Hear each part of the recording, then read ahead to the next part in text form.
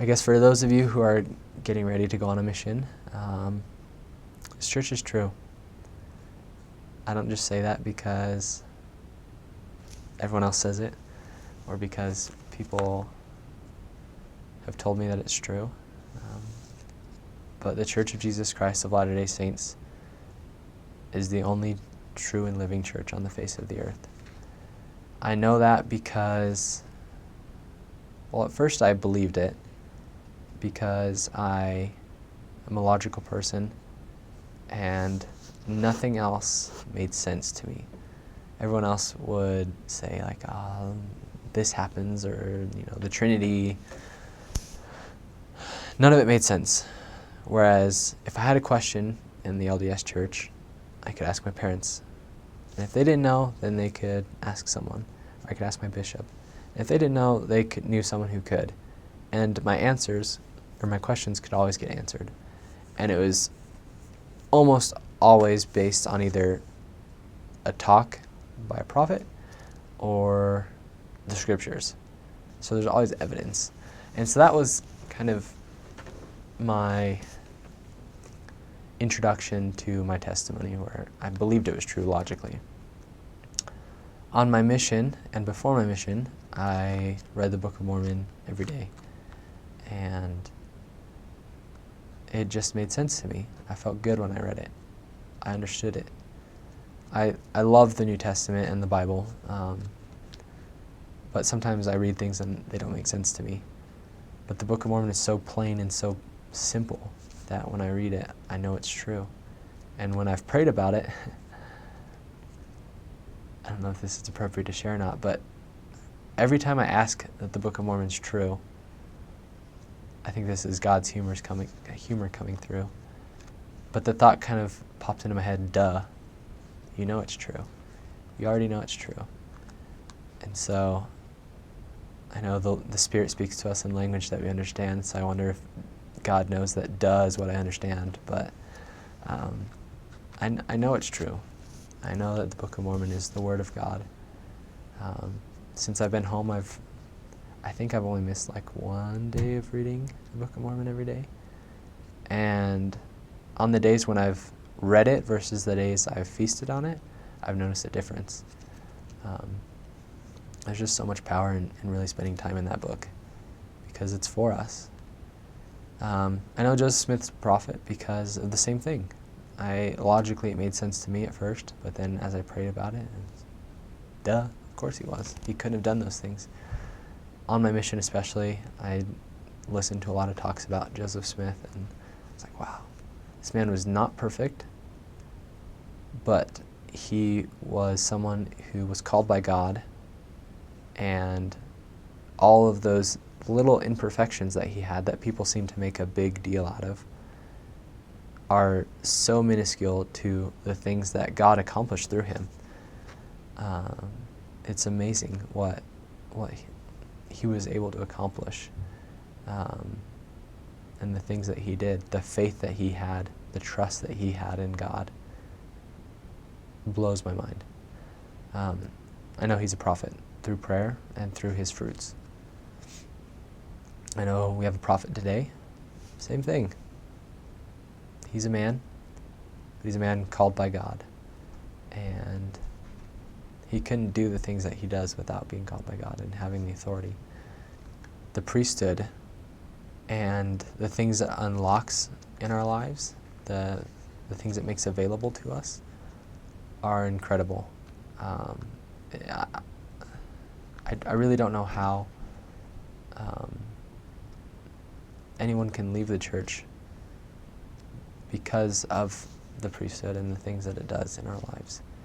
Things like the sacrament, the temple, baptism, priesthood blessings, patriarchal blessings. The priesthood is such an important thing in my life, and there's no other church with it. I'm so grateful for that. And I know that it really is God's power given to men to act in his name, whether it be a deacon or the prophet. They're equally important, and they're things that God has entrusted men with And then the temple, the priesthood that is used in the temple is amazing. The fact that we're able to bind families together for eternity, and that both brothers and sisters in the gospel, men and women, are able to use God's authority to help further the plan of salvation for individuals. That is so cool to me. Sorry, this is a long testimony, but I just know that this is all true. And I know that this is the only place where we can receive the things that we're looking for: happiness, peace, salvation, being with our families. That's what we all look for, and this is where it is possible. My advice for everyone who is, first of all, to people that are considering whether or not to go on a mission, is think about, I'm going to ask you the same thing that my bishop asked me: where do you want to be in 5 years? Where do you want to be in 10 years? What kind of husband or wife do you want to be? What kind of father or mother do you want to be? And then take that even further. Where do you want to be after this life? And do you think that serving a mission will stop you from receiving those things, from accomplishing those goals?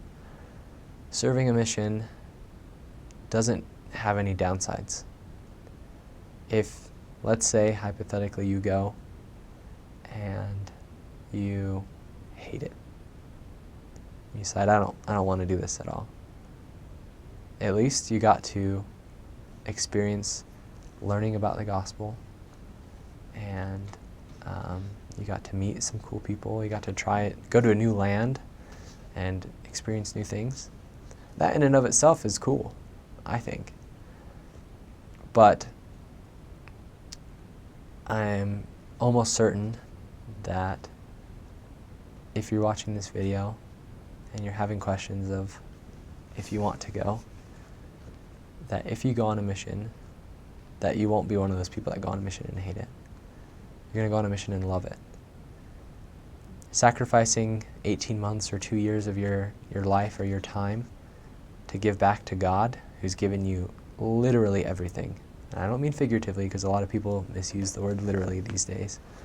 Who literally has given you everything that you have out of nothing that you've done. It's all a gift from Him. All He's asking for is a little bit of your time, and He rewards you so much. I am not a financial person, but investment, I think, is really cool, how people put in so much money and get so much back.